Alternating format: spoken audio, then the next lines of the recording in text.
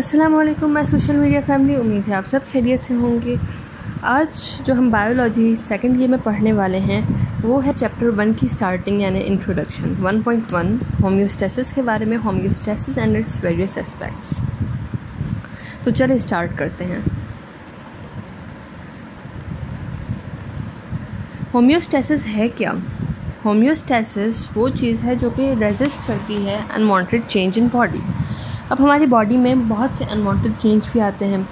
क्या है कि किसी भी चीज़ को आप अगर उसकी सुइटेबल एनवायरनमेंट में रखोगे ना तो वो काम बेहतर से बेहतर करेगी, बट जब वो अनसुइटेबल कंडीशंस में चली जाती है तो वो अच्छा वर्क नहीं करेगी। दैट्स वाई हमारी बॉडी के लिए भी ये बहुत ज़रूरी है, ये चाहे जो भी ऑर्गेनिज्म हो उसकी बॉडी की maintenance of internal environment with in suitable limits, ये भी होम्योस्टेसिस की डेफिनेशन है। और इसके अलावा maintenance of steady state of environment, ठीक है। और होम्योस्टेसिस क्या है? It resist the change in environment of body. उसके एक्सटर्नल फैक्टर्स भी है ना कुछ। Now external factors like temperature है, एसिडिटी है, सॉल्ट्स है, वाटर है, तो ये सारे और भी बहुत से इसके फैक्टर्स होते हैं जो कि इस पर इफ़ेक्ट करते हैं हमारे कोई भी रेगुलर वर्कआउट पर। उसके बाद एनवायरनमेंट क्या है, उसकी भी डेफिनेशन हमारे पास गिवन है कि conditions in which an organism lives. अच्छा, अब ये है कि मेंटेनिंग इसके 3 एस्पेक्ट्स होते हैं होम्योस्टेसिस के, 3 important aspects for maintaining internal environment और regulatory mechanism to achieve homeostasis. उसमें पहला है osmoregulation. Now what is osmoregulation? Osmoregulation is body trying to balance amount of solute and solvent is osmoregulation. Simple words में हम ये भी कह सकते हैं कि osmoregulation is it is the regulation of osmotic pressure. अच्छा, तो अब आते हैं सेम बात पर कि जो सेल के अंदर वाला इन्वायरमेंट है और उसके एक्सटर्नल और इंटरनल इन्वायरमेंट की बात कर रहे हैं, तो उसमें सॉल्यूट और सॉल्वेंट, सॉल्वेंट से यहाँ पर मुराद है वाटर। वाटर जहाँ भी सॉल्वेंट आगे आएगा दैट मीन्स वाटर, ठीक है। तो जो भी सेल हमारे पास है उसमें सॉल्यूट और सॉल्वेंट की मिक़दार आउट और इन यानी इंटरनल एनवायरनमेंट और आउट एक्सटर्नल एनवायरनमेंट में सेम हो या फिर उससे बैलेंस करना, वो होता है ऑस्मोरेगुलेशन, पहली एस्पेक्ट है। सेकंड वन है एक्सक्रिएशन। आप सब लोग बहुत अच्छे से वाकिफ़ होंगे excretion. Excretion is the removal of metabolic unwanted substances or waste from body. जो भी हमारे पास एनाबॉलिक या कैटाबॉलिक प्रोसेस होता है उसमें बहुत से वेस्ट भी बनते हैं, तो उन वेस्ट का एक्सक्रिएट करना, उन्हें बॉडी से निकालना, that is known as excretion. नहीं तो कई ऐसे अनवांटेड हार्मफुल भी होते हैं जो कि बॉडी में हार्म कर सकते हैं, जस्ट लाइक अमोनिया, उसे हम ज़्यादा देर तक अपनी बॉडी में रख नहीं सकते। That's why excretion is very important process. उसके बाद थर्ड एस्पेक्ट है thermoregulation. Now what is thermoregulation? It is the maintenance of same pH and temperature. अच्छा, इसकी ज़रूरत क्यों है थर्मोरेगुलेशन की? थर्मोरेगुलेशन की ज़रूरत इसलिए पड़ती है क्योंकि जैसे कि यहाँ पर एग्जांपल में हम ले लें, जो भी एंजाइम्स हैं they are pH sensitive, they are temperature sensitive, ये आप पढ़ कर आए होंगे फर्स्ट ईयर में। तो ये जो भी एंजाइम्स हैं they work on a specific temperature, जो कि हमारे बॉडी का 37 डिग्री सेल्सियस एक स्पेसिफिक टेम्परेचर है, उस पर ही वर्क करते हैं। ये ऐसे नहीं हो सकता आगे पीछे हो जाए तो ये वर्क करे, ठीक है। थर्मोरेगुलेशन में होम्योस्टेसिस का ये काम है। उसका थर्ड एस्पेक्ट ये है कि वो टेम्परेचर को बैलेंस रखे, मेंटेन करे, कि वो टेम्परेचर एक जैसा ही रहे। नहीं तो ज़्यादातर हमारे जो बॉडी में काम होते हैं सारे एंजाइम्स की वजह से होते हैं, ठीक है। उसके बाद हमारे पास जो भी काम होता है उसके चेक एंड बैलेंस सिस्टम को हम कहते हैं फीडबैक सिस्टम। फीडबैक सिस्टम बहुत ही नहायत ही ज़रूरी सिस्टम है जो कि सब ऑर्गेनिजम्स को चाहिए होता है। जो भी चीज़ अंदर जाती है बॉडी के या बाहर आती है उसके चेक एंड बैलेंस सिस्टम को हम कहते हैं फीडबैक सिस्टम। अच्छा, कोई भी चेंज आती है स्टिम्युलाई, हम कहते हैं चेंज को, ठीक है ना। चेंज इनसाइड और outside the body is called stimuli, और इसकी जो सिंगुलर फॉर्म है वो है स्टिम्युलस, ठीक है। तो स्टिम्युलाई जो है वो पहले रिसीव करता है रिसेप्टर, रिसेप्टर सेल्स होते हैं हमारी बॉडी में जो कि रिसीव करते हैं उसे। Then detects any change in environment of body and send it to the control centre. ठीक है जी, अब ये कंट्रोल सेंटर के पास भेजता है हमारे जो भी चेंज उसे नज़र आता है। फॉर एग्जांपल आप किसी कमरे में बैठे हुए हैं और वहाँ का पंखा बंद हो जाता है और आपको स्वेटिंग क्यों स्टार्ट होती है, वो अभी हम उस पर बात कर रहे हैं। तो रिसेप्टर ने क्या चेंज मालूम किया? रिसेप्टर को यही मालूम हुआ कि भाई गर्मी हो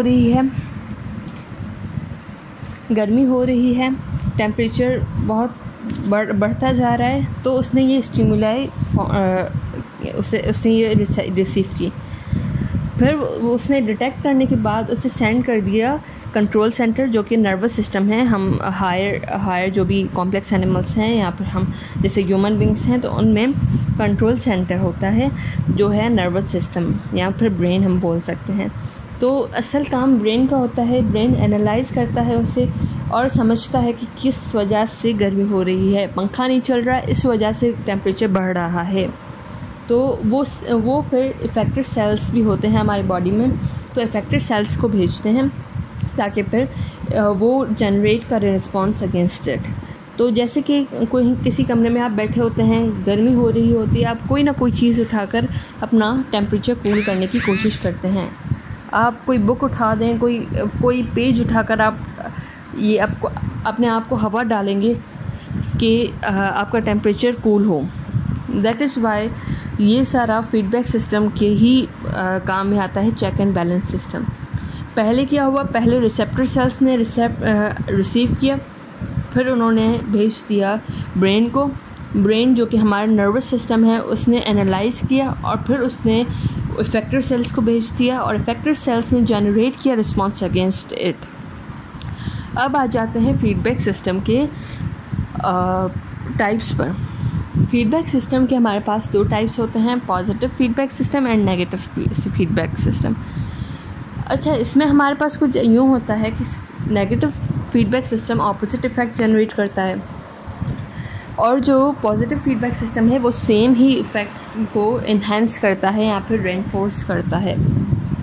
चलिए बात करते हैं नेगेटिव फीडबैक सिस्टम की और उसकी एग्जांपल की। नेगेटिव फीडबैक सिस्टम जैसे आपकी बॉडी में कोई चीज़ तेज़ी से बढ़ रही हो और उसे कम कर रही है, या कोई चीज़ कम हो रही है उसे बढ़ा रही है, यानी ऑपोजिट इफ़ेक्ट हो रहा है ना। एक चीज़ बढ़ रही है उसे कम करना और कम हो रही है एक चीज़ उसे बढ़ाना, that is known as negative feedback system. ये इफ़ेक्ट ऑपोजिट इफ़ेक्ट होता है जो कि नेगेटिव फीडबैक सिस्टम के हाथ में होता है। अब ऐसा समझ लें कि आपने कोई इतनी मीठी चीज़ें खा ली हैं कि आपके ब्लड स्ट्रीम में ग्लूकोज लेवल बढ़ गया है। अब क्या होगा कि ये सेम यही चीज़ होगी, रिसेप्टर्स आएंगे, रिसेप्टर्स डिटेक्ट करेंगे चेंज को और वो भेजेंगे स्टिमुलस, भेजेंगे नर्वस सिस्टम को और नर्वस सिस्टम इफेक्टेड सेल्स को भेजेंगे। और इफेक्टेड सेल्स क्या करेंगे? इफेक्टेड सेल्स क्या करेंगे कि इस चीज़ में जब ग्लूकोज लेवल बढ़ रहा होता है तो इंटेस्टाइन से बहुत ज़्यादा एब्जॉर्ब होकर आ रहा होता है। फिर हमारे पास जो पेनक्रियास एक ऑर्गन है, हमारे पास पेनक्रियास जो कि लोकेटेड है, उसमें दो तरह के होते हैं, alpha cells and beta cells. Alpha cells से ग्लाइकोगॉन रिलीज़ होता है और बीटा सेल्स से इंसुलिन रिलीज़ होती है। जब आपकी ग्लूकोज लेवल बढ़ जाती है तो इंसुलिन क्या करती है? इंसुलिन एक हार्मोन है जो कि रिलीज़ होता है और वो जाकर ब्लड स्ट्रीम में ब्लड से ग्लूकोज की लेवल कम कर देता है। वो क्या करता है? सिंपली जाकर जो ग्लूकोज है उसे ग्लाइकोजन में कन्वर्ट कर अपने पास स्टोर कर देता है लिवर में। जब वो लिवर सेल्स में स्टोर हो जाते हैं ताकि आगे के वक्त के लिए कि अगर आगे कहीं भी जाकर आपकी ग्लूकोज लेवल कम हो जाए, आपने कुछ खाया पिया ना हो, तो वो उस ग्लाइकोजन जिसमें उसे ग्लाइकोजन में स्टोर कर जिससे उसने लिवर सेल्स में रखा होता है उसी सेम ग्लूकोज में कन्वर्ट कर एक दूसरा हार्मोन निकलता है अल्फ़ा सेल से जो कि ग्लूकागॉन, जो कि ग्लाइकोजन को कन्वर्ट करता है ग्लूकोज में और ब्लड स्ट्रीम में बैलेंस कर देता है। चलें अब बात करते हैं पॉजिटिव फीडबैक सिस्टम की। पॉजिटिव फीडबैक सिस्टम एक चीज़ कोई भी बढ़ रही हो उसे और बढ़ाना, that is known as feedback positive feedback system, same effect होता है ना, इन्हेंस करते हैं उसे। जैसे कि ब्लड स्ट्रीम हमारे पास वेन्स हैं, हमारे पास आर्टरीज़ हैं।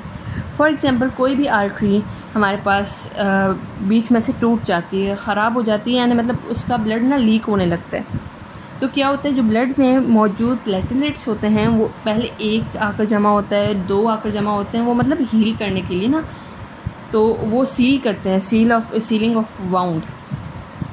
तो क्या करते हैं ये, जैसे कोई चोट वगैरह लगती है तभी भी यही काम होता है। और ये हमारे पास आर्टरीज और वेन्स जब भी हमारे पास हो जाती हैं, रप्चर हो जाती हैं, तो उसे ठीक करने के लिए, उसे सील करने के लिए प्लेटलेट्स पहले एक आकर जमा होता है, फिर बॉडी और ज़्यादा रिस्पॉन्स जमा करती है और ज़्यादा रिस्पॉन्स जनरेट करती है, जिसके वजह से 2, 3, 4 ऐसे सारे आकर जमा हो जाते हैं और फिर ये सील हो जाता है।